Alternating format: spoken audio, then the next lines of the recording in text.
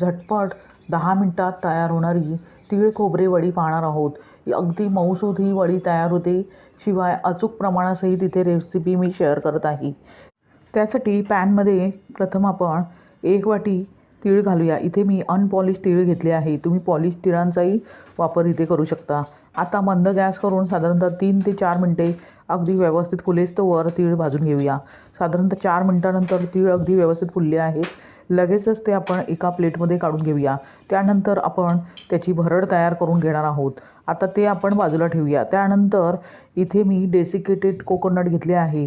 पाव वाटी desiccated coconut gas बंद करूनच आपण अशा प्रकारे सतत ढवळून भाजून घेऊया. डेसिकेटेड कोकोनटही अगदी व्यवस्थित भाजले गेले आहे. लगेचच प्लेटमध्ये काढून घेऊया आणि थंड करून घेऊया. त्यानंतर आता लगेचच आपण वडी बनवायला सुरुवात करूया. त्यासाठी इथे मी गॅसवर एक पॅन गरम करत ठेवला आहे.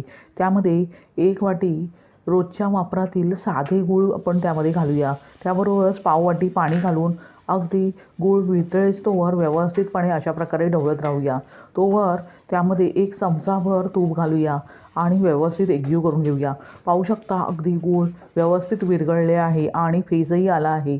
लगेचच त्यामध्ये आपण तीळ आणि जे आपण खोबरे घेतले आहे ते लगेचच घालूया आणि व्यवस्थितपणे एकजीव करून घेऊया. त्याबरोबरच वेलची पूडही घालूया. पाहू शकता मिश्रण अगदी व्यवस्थितपणे तयार झाले आहे. लगेचच ते आपण ग्रीस केलेल्या चॉपिंग बोर्डमध्ये काढून घेऊया आणि व्यवस्थितपणे अशा प्रकारे स्प्रेड करून घेऊया. त्यानंतर वड्या तयार करून घेऊया. पाहू शकता किती परफेक्ट वडी तयार झाली आहे. अशा प्रकारे तुम्ही घरच्या घरी काही मिनिटात ही तीळ खोबरे वडी मकर संक्रांतीनिमित्त बनवू शकता.